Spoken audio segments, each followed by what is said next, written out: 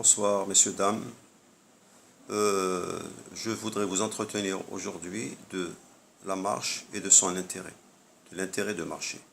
Surtout pour les adultes qui ont atteint ou bien dépassé 45 ans. Parce qu'il faut savoir que les dégâts chez l'être humain commencent à partir du deuxième cinquantenaire, à partir de la cinquantaine. Les dégâts commencent à apparaître sur le plan santé. Évidemment, pour les personnes qui ne font pas attention à leur santé. De la marche et de l'intérêt de marcher. Il y a eu depuis quelques années une formule mathématique OMS qui a été créée par les médecins de l'Organisation mondiale de la santé. C'est une formule en 3 chiffres. 0, 5, 30. 0 cigarette par jour, 5 fruits et légumes par jour, pas avec un morceau de viande s'il vous plaît. 30 minutes de marche rapide tous les jours.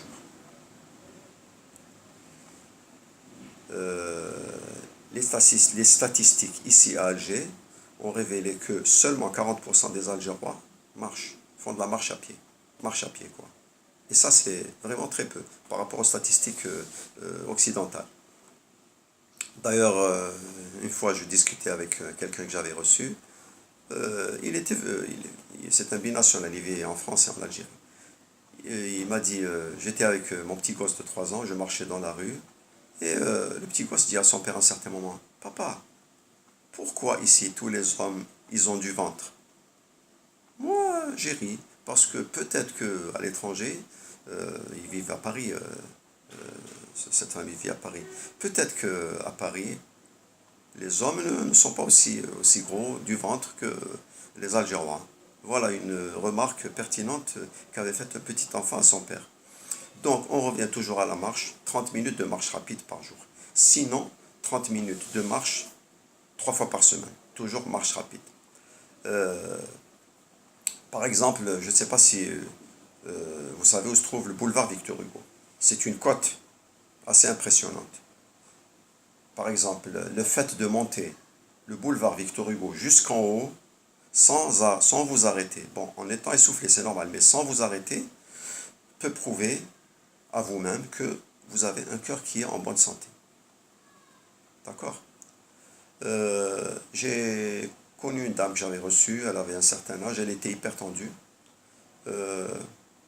La cardiologue qui la suivait lui avait dit à un certain moment, « El Hadja, il faut que tu fasses de la marche à pied. Je te conseille de prendre le taxi. » Cette vieille personne habitait Télémli. « Je te conseille de prendre le taxi au niveau du palais du gouvernement, au niveau du stade Ouagnouni. Il faut demander au chauffeur de taxi de vous déposer à Skala, c'est-à-dire 2 km avant d'arriver à El Biar.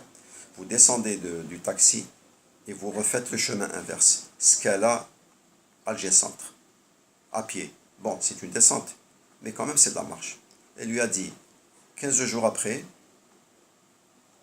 vous demandez au chauffeur de taxi de vous arrêter à El Biar, c'est-à-dire 2 km après Skala, et vous refaites le chemin inverse. El Biar, Skala, Skala, Alger. C'est une bonne chose.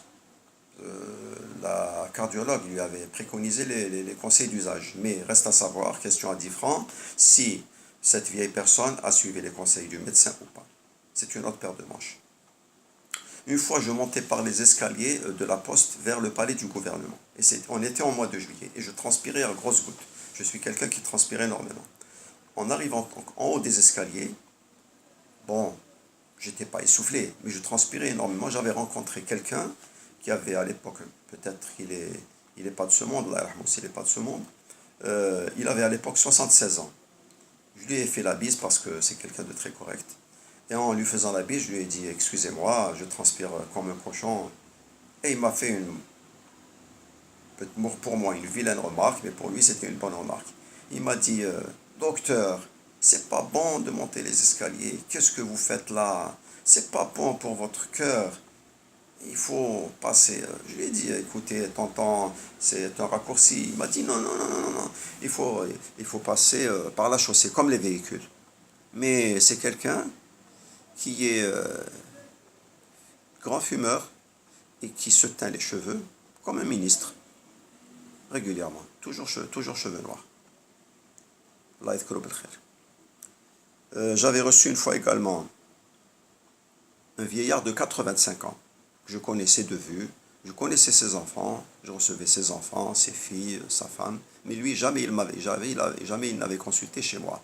Je lui avais donné à souffler dans un petit bidule. Je lui ai demandé de souffler à fond. Je vous assure qu'il avait soufflé le maximum.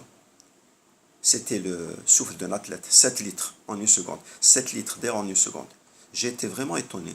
Je lui ai dit, monsieur, c'est terrible, El Hajj. Jamais vu ça. Un souffle aussi important venant de la part d'une vieille personne comme vous. Et il m'a dit, docteur, je suis en bonne santé, qu'est-ce que vous croyez? Moi, je lui ai rétorqué, je lui ai dit, moi, en vous voyant monter les escaliers de l'immeuble, marche après marche, vous vous tenez à la rampe, comme un bébé, marche après marche, je me suis dit, cette personne-là, c'est vrai qu'il était mince, il ne fumait pas. Je me suis dit, cette personne, je lui ai dit, je lui ai avoué, je lui ai dit, cette personne-là, elle a un pied dans la tombe. Il a vécu jusqu'à 95 ans. Il est décédé en très bon état. J'avais connu également, un type qui était décédé à l'âge de 95 ans, mince, c'était un grand marcheur. Une fois, il avait été opéré du bassin, et en repassant le voir 2 ans après, on m'avait appelé, je lui ai dit toujours la question d'usage, le Hajj, est-ce que vous marchez un peu dans l'appartement? Vous ne pouvez plus marcher comme avant, vous ne pouvez plus sortir dans la rue, il habite 6e étage. Il m'a dit non, je ne sors plus dans la rue, je marche dans l'appartement, mais j'ai une autre activité physique, laquelle?